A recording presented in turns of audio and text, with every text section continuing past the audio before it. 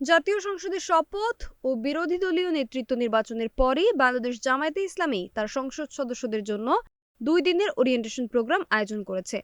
নতুন এবং প্রথমবার নির্বাচিত এমপিদের সংসদীয় কার্যক্রম, বিল, বাজেট, স্থায়ী কমিটি এবং বিরোধী দলের কৌশলগত ভূমিকা শেখানোই ছিল মূল লক্ষ্য।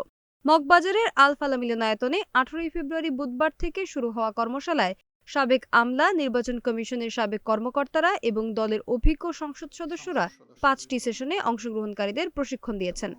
সেশনগুলোতে সংসদের দায়িত্ব, সদস্যদের ব্যক্তিগত ও দলীয় ভূমিকা, প্রোটোকল, দ্বিকক্ষ বিশিষ্ট সংসদের উচ্চ ও নিম্ন কক্ষের সম্পর্ক এবং স্থায়ী কমিটির কার্যক্রমের বিস্তারিত ধারণা দেওয়া হয়।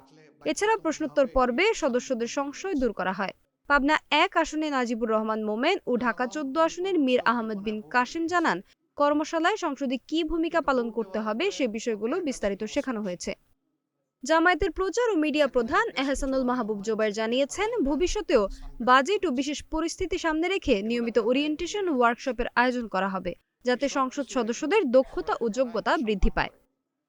সোনালী সাহা, নাগরিক প্রতিদিন।